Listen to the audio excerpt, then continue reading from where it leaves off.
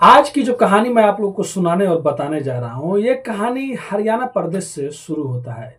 वहाँ पे एक लड़की होती है जिसका नाम तनु राजपूत होता है, जो 2 महीने से गायब रहती है। जब उसकी बहन पुलिस कंप्लेन करती है, तो पुलिस वाले कहते हैं कि मैं तुम्हारी बहन को जिंदा ला के दूंगा। और उसकी बहन के जो सास-ससुर रहते हैं, जो उसके पति रहते हैं, वो लोग भी केस लिखवाए रहते हैं। और वो लोग कहते हैं कि उनकी जो बहू रहती है, वो घर से भाग गई रहती है।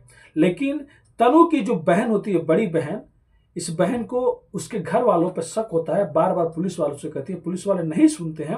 लेकिन एक दिन पुलिस वाले उस बहन की सुन लेते हैं और उस ससुर को उठाते हैं। और ससुर को उठाने के बाद जब अच्छे से खातिरदारी करते हैं, पूछताछ करते हैं, तो वो टूट जाता है। जो सच्चाई सुनाता है पुलिस को, जो भी सुनता है वो सुनने के बाद सिहर जाता है कि एक ससुर, एक पति और उसके घर वाले ऐसे कैसे कर सकते हैं। तो सच में ऐसा हुआ है। ये जो गड्ढा आप लोग देख रहे हैं, ये गड्ढा कोई आम गड्ढा नहीं है। इसी गड्ढा के अंदर तनु राजपूत को मार के इसके अंदर दफना दिया गया था। तो पूरी कहानी को आप इस वीडियो के माध्यम से सुनेंगे। मैं आप लोग को कहानी सुनाऊंगा। उससे पहले आप लोग से रिक्वेस्ट करता हूं, अगर आप हमारे चैनल पे नए हैं तो चैनल को आज ही सब्सक्राइब, लाइक, शेयर, कमेंट करना मत भूलिए। तो नमस्ते, आदाब, सत श्री अकाल।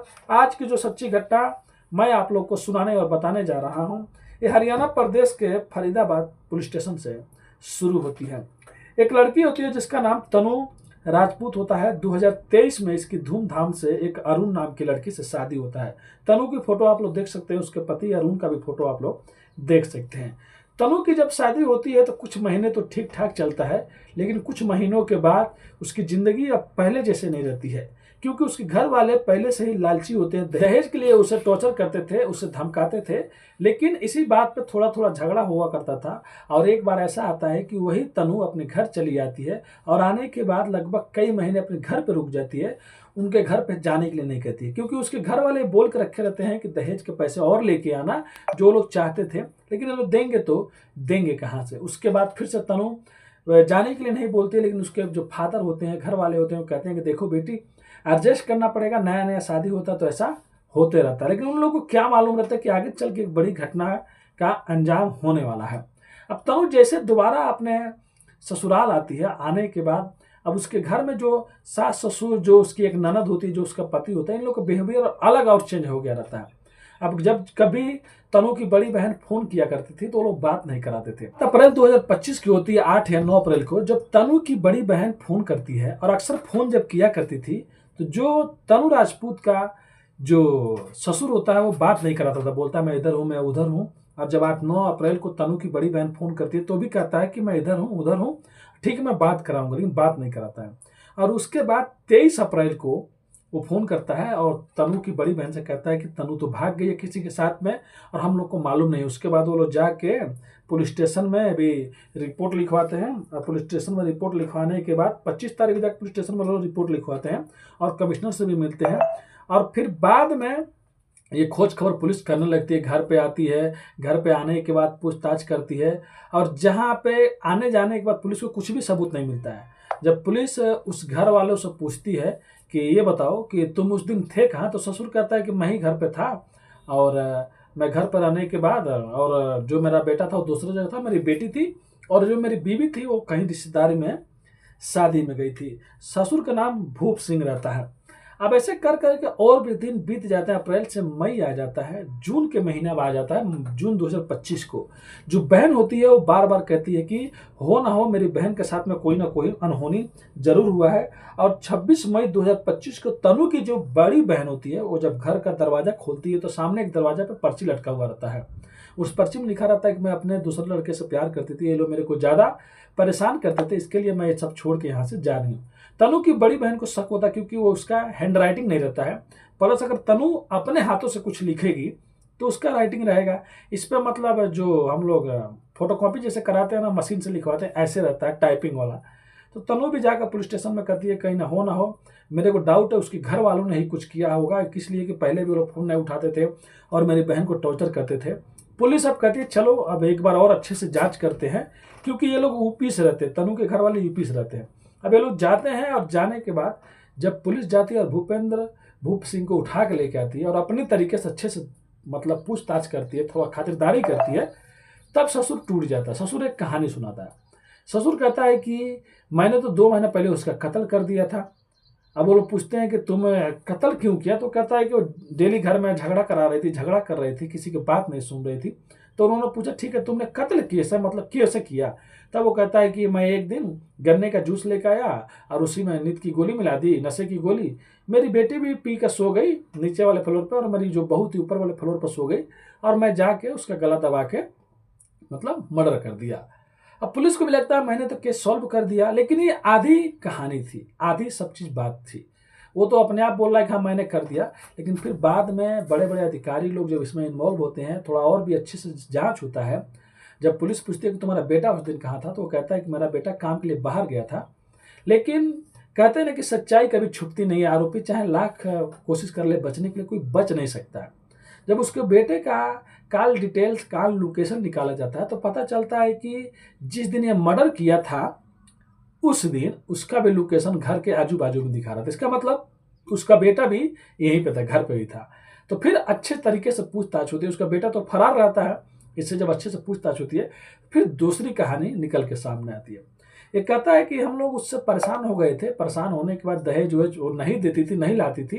उसके बाद घर के जो भूप सिंह की पत्नी होती है, जो बेटी होता है, जो बेटा, यानी कि चारों लोग मिलकर 15 अप्रैल को एक प्लान बनाते हैं कि 3 दिन बाद एक शादी है, उसमें तुम मेरी पत्नी चली जाएगी जो उसकी सास रहेगी, और उसके बाद घर में 2-3 आदमी बनेंगे। उसके बाद मतलब इसका मर्डर करेंगे। उसके बाद 3 दिन बाद वो हरियाणा से यूपी जाकर किसी रिश्तेदार के घर पे, जिसके घर पे शादी रहता है, भूप सिंह अपनी पत्नी को छोड़ देता है और वहां पर से वापिस आ जाता है। अब घर में उसकी बस एक बेटी रहती है और एक बेटा रहता है। और 21 अप्रैल को लोग मर्डर करने के लिए सोचते हैं। 21 अप्रैल को लोग क्या करते हैं, सबसे पहले वो गन्ने का जूस लाता है। गन्ने का जूस लाने के बाद ससुर उसमें नींद की गोली मिलाता है। पहले एक कहानी सुनाया जाता था कि इसकी बेटी भी वो जूस पीकर नीचे सो गई रहती है, लेकिन वो कहानी गलत था। इस कहानी में वो बताता है कि जो गन्ने का जूस था उसकी बेटी को भी दिया जाता है और उसको भी दिया जाता है, लेकिन पीती है उसकी बेटी, उसी की बेटी के जूस में नशे की गोली रहता है और पी कर ऊपर जाकर सो जाती है। अब तीनों नीचे घर में इंतजार करते हैं, उसकी बेटी और उसका बेटा और वो ससुर। अब लोग सोचते हैं कि कैसे उसका मर्डर करें। तब ये भूप सिंह जो ससुर होता है यही कहता है कि तुम लोग कुछ नहीं करो, तुम लोग यहीं पर रहो, मैं उसको मर्डर करके उसका कत्ल करके ऊपर आता हूँ। ऊपर जाता है, दरवाजा बंद करता है। जब उसका गला दबाने जा रहा होता है तो इसके अंदर हैवानियत जाग जाता है। उससे पहले मतलब कत्ल करने से पहले उसके साथ में, अपने ही बहू के साथ में, शर्म आना चाहिए इसे आदमी को, जो उसकी बेटी की बराबर की थी, जो उसे पापा कहती थी, जो उसके ससुर था, के साथ में पहले वो रेप करता है। फिर उसके बाद उसका गला दबाकर उसकी हत्या कर देता है, यानी कि अपने ही बहू का। और जब नीचे आता है तो उसका बेटा कहता है कि पापा क्या वो जिंदा है? वो कहता है नहीं, वो तो मर चुकी है। उससे कुछ दिनों पहले, 2-3 दिन पहले ही, लगभग 21 तारीख को ये लोग मर्डर करते हैं। 20 तारीख को ये लोग कुछ मजदूर बुलाते हैं। पहले से प्लानिंग रहता है। 20 तारीख को मजदूर बुलाते हैं। घर के सामने जो ये गड्ढा देख रहे हैं, गड्ढा खुनवाते हैं एक मतलब टंकी बनवाने के लिए। और जब लोग टंकी के लिए खुदाई कर देते थे, लोग कहते हैं कि पैसे नहीं है, बाद में हम लोग काम कराएंगे। मतलब 20 तारीख को ये खड्डा खोदा गया रहता है। और 21 तारीख के लोग मर्डर करने से पहले सोच के रखे रहते हैं कि उसी में डाल के मिट्टी डाल देंगे और बाद में कभी किसी को पता ही नहीं चलेगा। और 21 तारीख को जब ये मर्डर कर देता है, मर्डर करने से पहले रेप कर देता है, उसके बाद ये तीनों लोग उस लाश को, मतलब उस तनु राजपूत के मतलब बॉडी को नीचे खींच के लाते हैं और उसी गड्ढे में डाल देते हैं रात के अंधेरे में। और रात के अंधेरे में डालने के बाद अच्छे से पूरा मिट्टी से बराबर कर देते हैं। उसके बाद वो जो ससुर होता है वो कहता है कि बेटा तुम अब यहाँ से दूसरी जगह चले जाओ, और पुलिस पूछेगी आएगी तो बोल देंगे कि वो नहीं थी और बेटी नीचे सो रही थी। जो पहली कहानी सुनाया रहता है वो झूठ बोला रहता है। अब दूसरी कहानी जब पुलिस अच्छे से जांच करती है तब ये सच्चाई बाहर आता है। तो उसके बेटे की भी गिरफ्तारी के लिए पुलिस खोज रही है। और मैं वीडियो कई महीने बाद बना रहा हूँ, तब मालूम नहीं उसका बेटा गिरफ्तार हुआ कि नहीं हुआ, लेकिन उसका ससुर जो रहता है, आप लोग देख सकते हैं, पुलिस उसे अरेस्ट कर ली है और उसने अपने सारे जुर्म कबूल कर लिया है। तो उस बेटी की क्या गलती थी? उस घर में रहा करती थी, उसकी क्या गलती थी? क्या वो अपने घर वालों से पैसे लाकर उसको हर महीने दे तो अच्छी थी? अगर उस जो लड़की थी उसके घर वालों को भी थोड़ा बहुत गलती इसमें होगी, क्योंकि जब लड़की बोल रही है कि मैं उस घर में नहीं जाऊंगा, उस घर में प्रॉब्लम हो रहा है, वो घर के लोग फोन पे बात नहीं करने दे रहे हैं, तो खुद उस घर वालों जाकर उसको अपने लड़की को लेकर आना चाहना चाहिए था।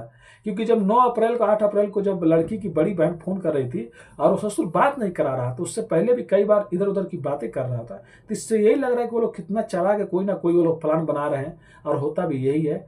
तो लड़की का कुछ वीडियो है जो आप लोग खुद सुनिए और देखिए। मेरा नाम प्रीति है। प्रीति, आप तनु की क्या है? बड़ी सिस्टर। बड़ी सिस्टर। कितने टाइम पहले शादी हुई थी इनकी?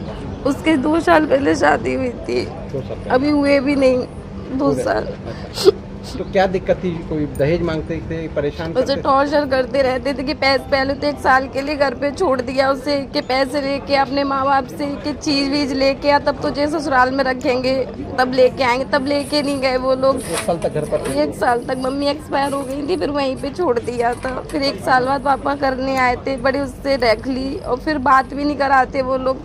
फ़ोन करती थी, अरे वो बात नहीं कर रही है। मैं मुझे वीडियो कॉल पे दिखा दो, मैं दूर से देख लूँगी कि मुझे वीडियो कॉल करना नहीं आती। उसका ससुर बोल रहा था। तो कभी फिर कभी बात होती थी उससे?